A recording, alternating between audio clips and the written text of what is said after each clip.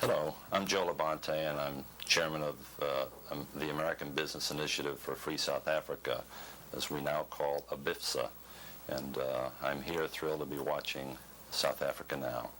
Global Vision presents the television news magazine of Southern Africa.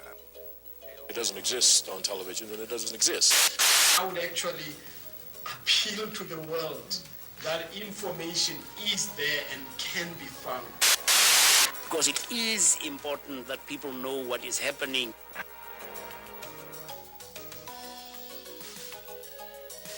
This week, South Africa Now reports these stories. Congress says heads up to more covert aid to Angola's UNITA rebels after the issue is debated for the first time in public. We'll have a report. They get $60 million a year. That is if to say that someone would write you a check for $1 million every week. And the money goes through the CIA, and it's all secret. Alan Boesak, one of South Africa's most eloquent ministers, has left the church in the aftermath of a personal scandal. Our interview touches on the political and the personal. Nobody bothered to ask the very human question, but is this real? I mean, like, do they love each other? Which is a very basic human kind of question, which is the first question you should ask. Partying on the front line. Our culture segment this week goes dancing in the bush of Mozambique. All these stories and more this week on South Africa Now. But first, the uncensored news with Thandeka Gqubule and Phillip Tomlinson. The prospects of the beginning of real negotiations for a new constitutional order in South Africa moved forward in the aftermath of President F.W. de Klerk's October 18th announcement that he was ending the state of emergency in Natal. Mweli Mzizi has our report. President de Klerk's announcement has met another of the ANC's preconditions for the launching of real negotiations. The announcement came at a time of deteriorating relations between the ANC and the government. With this announcement, the state of emergency has now been completely lifted. Looking back on all the violence, the killings, intimidation and destruction which necessitated the imposition of the state of emergency, one thing is abundantly clear. Violence and intimidation bring no solutions. I think that we should all approach this in the spirit of reconciliation. I think I welcome this happening, particularly after meetings have started between delegations of ANC and Inkatha Freedom Party, that are meeting in Durban to diffuse the violence. The government says it believes the violence is now mostly sporadic, with killings largely the work of criminal gangs who terrorize many townships. Labor leader Moses Mayekiso. In any society, you would find the gangs, you would find the criminals as well, especially in the South African situation where, people are deprived of humanity, and you would find such gangs. But the duty of the law and order ministry is to get rid of gangsterism. But such gangs have got nothing to do with the violence that is, at the present moment, marauding our townships. The violence that is happening in our townships at the present moment is orchestrated, is politically orchestrated. England's Guardian reports that 3 white extremists have been arrested in Natal for organizing a massacre that claimed 6 lives and wounded 27 on a bus in Durban. The lifting of the state of emergency leaves certain conditions still unmet, like the release of over 1,000 political prisoners and the lifting of security laws that have been used to suppress political expression. This is Mweli Mzizi for South Africa Now. As the clerk was announcing the lifting of the state of emergency, South African Broadcasting filed this report of the imposition of a curfew in one of the country's townships. The curfew takes place immediately from 9 o'clock at night until 4 o'clock the following morning. The situation at Toekomsrus is still tense following a night of violence which left at least 1 person dead and caused extensive damage to property. The Defence Force and the police were deployed in the town yesterday to bring the situation under control. Police used rubber bullets and tear smoke to disperse a crowd of about 3,000 residents demonstrating against the cutting of the electricity supply. Later in the evening, several houses, the post office and municipal offices, including the library and new management committee offices, were set alight. Fire also caused damage amounting to about 10,000 rands to the house of a Labour Party member, Mr. Basil Padiachi. Roads were blocked with burning tyres and stones, and there were clashes between the police and mobs. Toekomsrus is one of several black towns where there's been violent reaction to power and water cuts. Other towns affected include Mkhuzi near Middelburg, Wesselton near Ermelo, Benoni's Davidton, Bethel's Mzinoni, and Silobelo near Carolina. Townships at Belfast, Piet Retief and Witbank are being threatened with service cuts early next month. Hopes of ending the rent and service boycott appear to be fading as civic associations, the ANC, local government, regional services councils and the TPA engage in a new round of blaming each other for the power and water cuts. According to the TPA and some regional services councils, the ANC's calls to residents to start paying have failed to achieve the expected results. The ANC, meanwhile, has blamed CP-controlled town councils for the crisis, saying they're cutting power and water in retaliation for the scrapping of the Separate Amenities Act. Another complicating factor is demands by civic associations for new local government structures. The TPA's Mr. Len Dekker said new non-racial local government structures were on the drawing board but couldn't be implemented overnight. He said the bottom line was that payment for services couldn't wait for political change. Archbishop Desmond Tutu has called for a summit of black leaders to try and unite warring parties, including Inkatha leader Gatsha Buthelezi and ANC Deputy President Nelson Mandela. Mandela is traveling in Asia, while Winnie Mandela was visiting New York to receive an award from Essence magazine at New York's Radio City Music Hall. Essence editor Susan Taylor. Having Winnie Mandela come, especially during this time when she's under enormous pressure in her country, means more to her and to us than one can imagine. Because what we wanted to do was really put an underpinning of love and security around her. We wanted to embrace her and to say that we understand that you've been under attack, not just for the last few weeks, but for 27 years. Winnie Mandela, who was not available for press questions, received the Essence Award from Bill Cosby. I bring you love from the freedom-loving and struggling women of South Africa, on whose honor I humbly received this award. There used to be a joke in black South Africa that had whites addressing blacks, who, when told how nice it is to live in the homelands, responded by saying, "If it's so nice, why not move there yourselves?" Now, 12,000 white families want to do just that. They have signed up to settle in an independent white homeland that they want to create, according to an Afrikaner leader. This is just one more sign of white flight by right-wingers opposed to reform. Naja Smith has more. White resistance to reform continues. Some towns like Bethel have shut down facilities rather than open them up to all races. In others, non-residents are having high fees levied on them. That's what happened to a black reporter who tried to get a normally free library card in a town in the eastern Transvaal, where he was told it would cost him $195. 102 towns controlled by the Conservative Party say they will defy a law requiring desegregation, all in the name of white rights. We say by no means that by saying that we stand up for white rights, that the whites are better than anybody else. By no means we say that. We only say that the whites are different. And by whites I mainly refer to the Afrikaner and people who associate themselves with the Afrikaner. This is not a racialistic approach. This is an approach on the level of different nations, as we have this all over the world.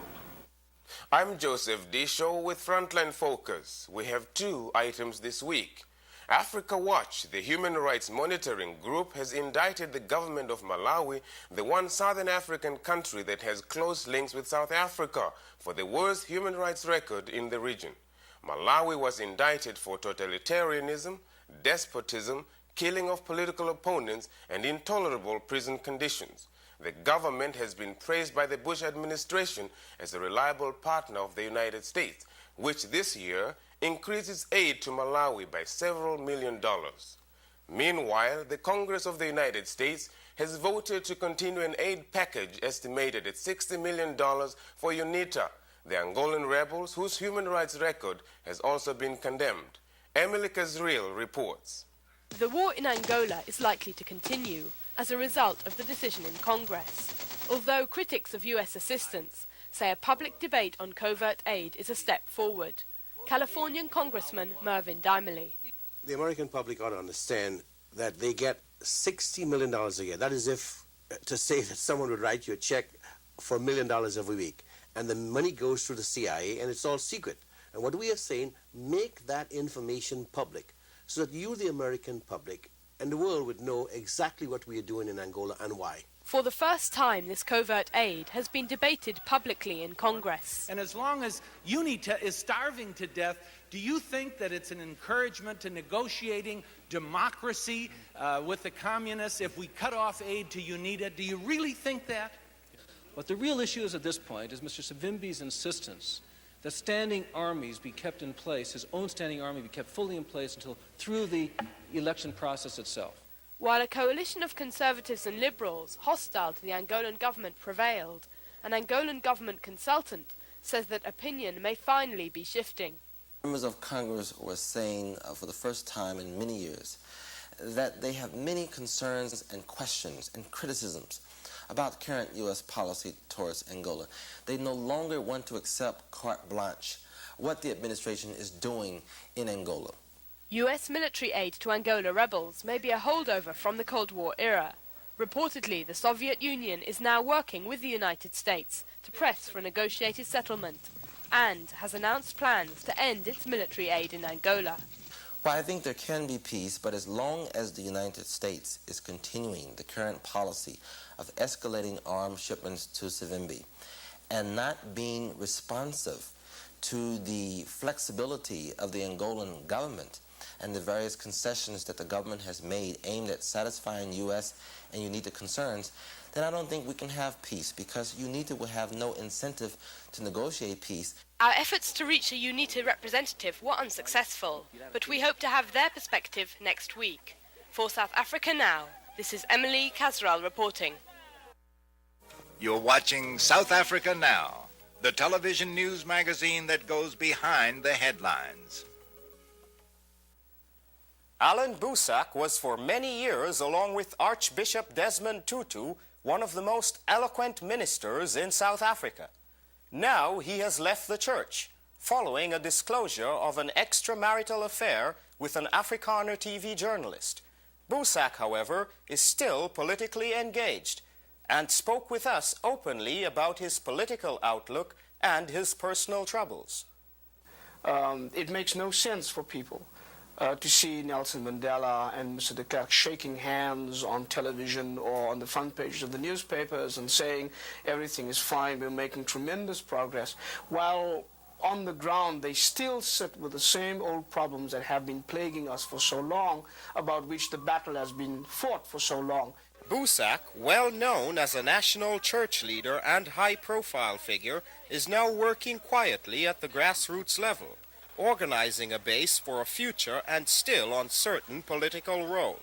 I mean, when euphoria is over and when the toy-toying is over and when the joy about the homecoming of the exiles is over, you still go back to Soweto and you still go back to Gqubule and you still go back to Khayelitsha and you still sit with the same frustrations, you still sit with the same homes or lack of homes, you still go back to the same squatter camps, where the kids still go back to the same schools with the same lack of facilities and the same gutter education system, as they call it, that we were fighting against for so long. And so it's not just that they're not appreciating what is happening, it's just simply that what is happening has not been translated into tangible political, socio-economic realities for the people on the ground.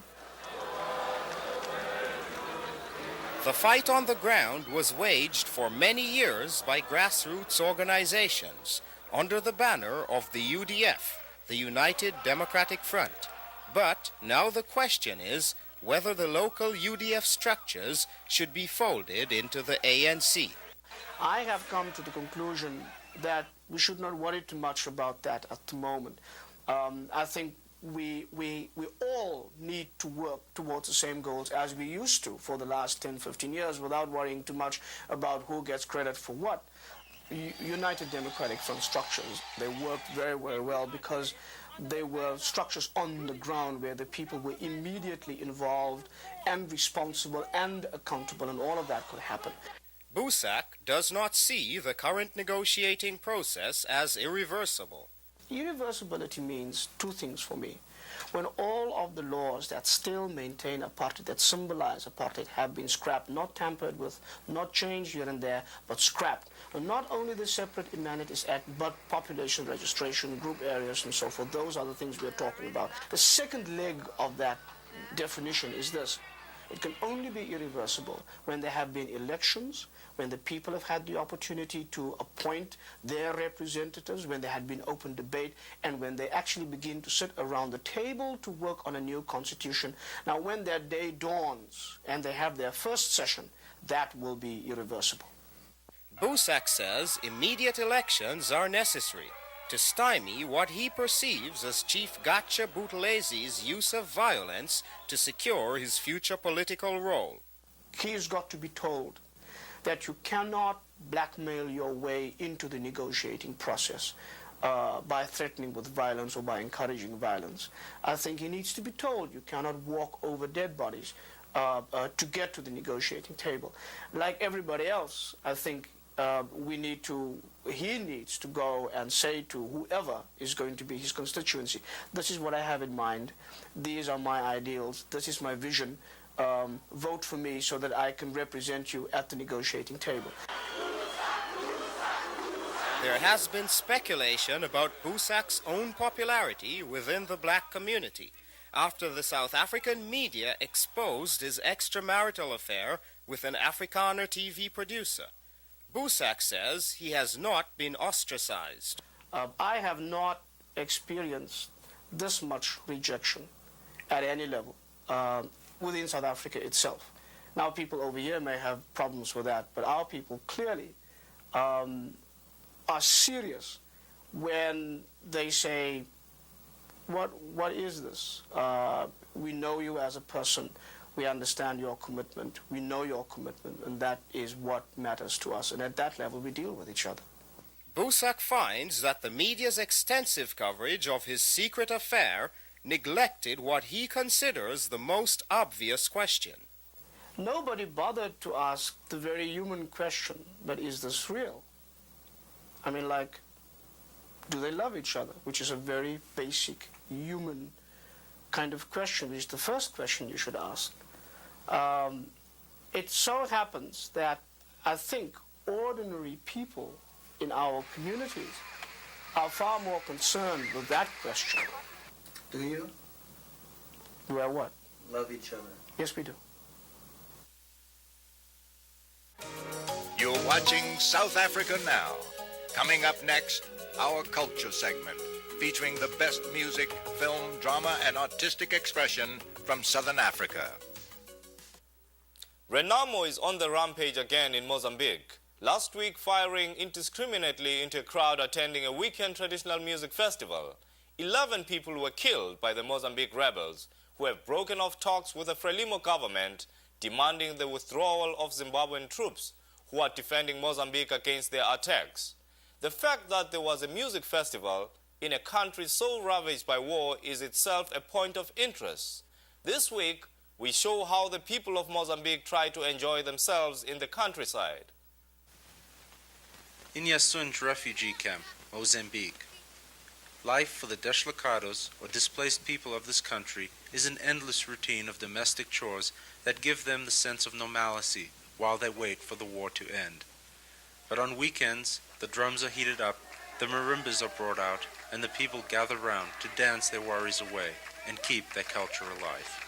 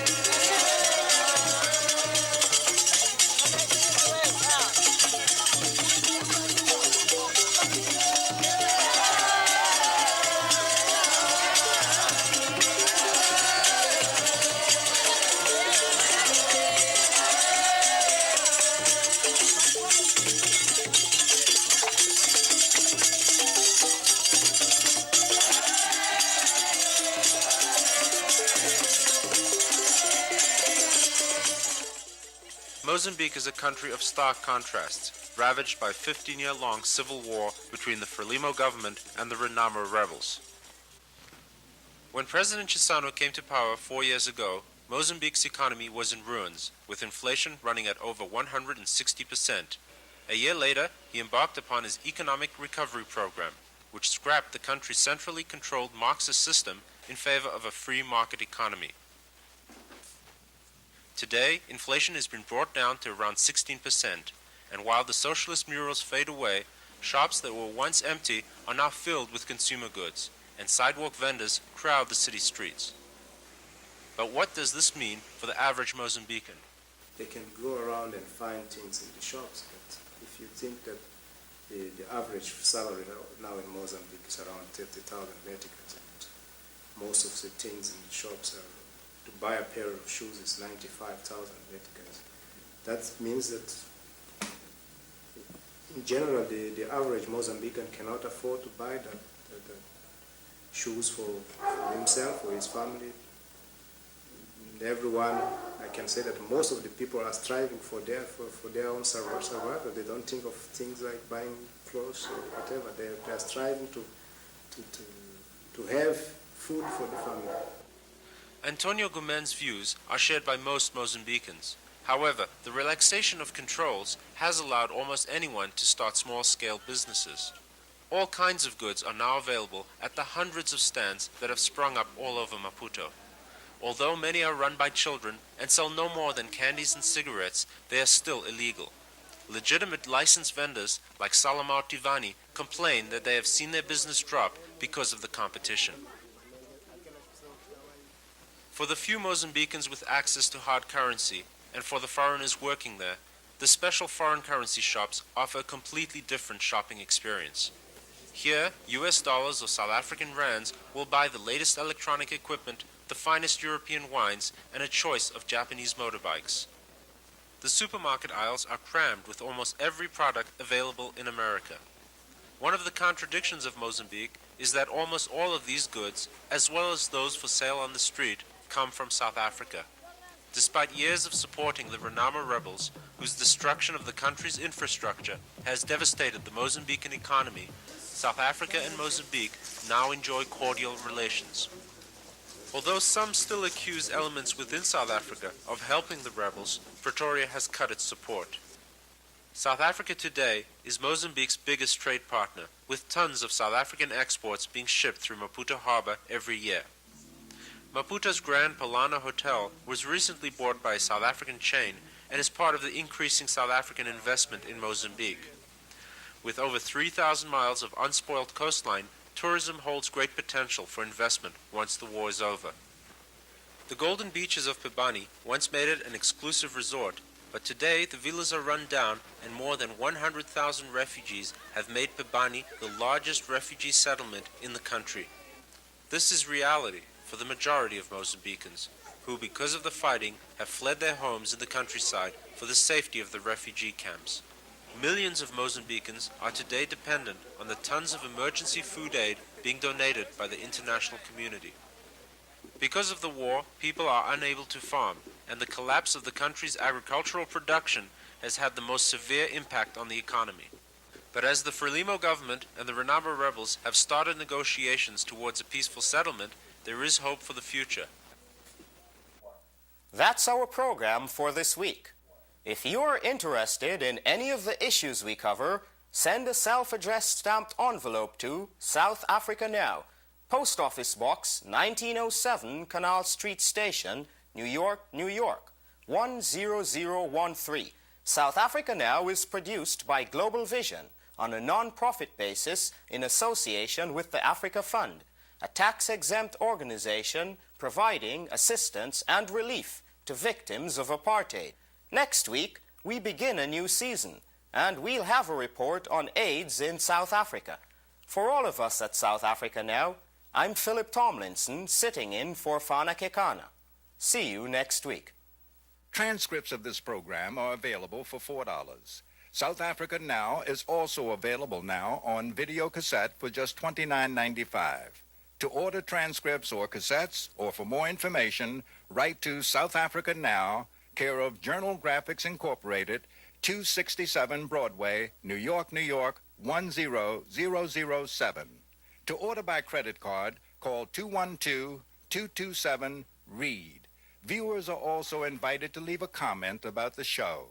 Video cassettes of previous programs can now be ordered as well.